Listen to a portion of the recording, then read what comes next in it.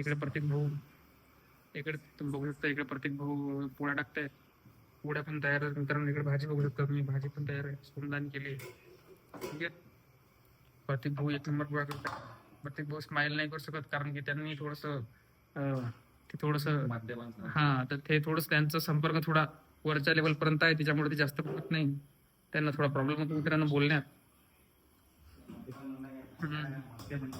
अच्छा, पोळ्या झालेल्या आहेत, ते आता सांगतात मला पोळ्या झालेल्या आहेत म्हणून. तर त्यांनी खूप करून मित्रांनो पोळ्या बनवल्यात माझ्यासाठी आणि माझ्या पूर्ण परिवारासाठी. पोळ्या पोळ्या बनवायचं काम मित्रांनो त्यांच्याचकडे असतं. ते खूप मन लावून पोळ्या बनवतात म्हणून मी त्यांना मुंडा बनवून दिला. त्यांनी मला आज सांगितलं की तेल नको लावत गुंडाला, कारण की तेल लावल्यामुळे काय होतं माहितीये का, तर पोळी अशी लांबत नाही, अशी लांबवायला जातात ते लांबत नाही त्यामध्ये.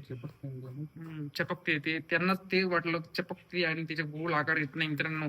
भाजी पण एक नंबर झालेली आहे, स्वादिष्ट आहे भाजी आणि स्वादिष्ट आहे. आपण ते जेवू आज. शेवग्याची भाजी बनवली आहे शुभमदानी.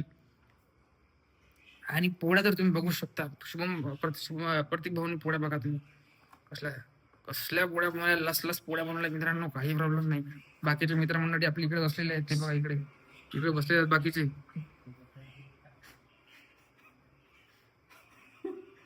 आणि प्रत्येक भाऊ तुम्ही आज बघू शकता आपल्यासोबत आले, आज लवकर आले प्रत्येक भाऊ ड्युटीवरून.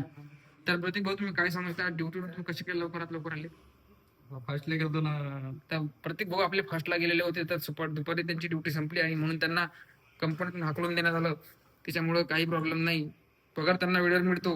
पण ते वेळ काय टाइम झाला कंपनीमधून की त्यांना हाकलून देतात मित्रांनो, कारण की ते काम व्यवस्थित करतात, जास्त व्यवस्थित काम करायला लागले बाकीचे जळतात म्हणून त्यांना लवकर हाकलून देतात. धन्यवाद मित्रांनो, आजचा व्लॉग इथे संपवतो.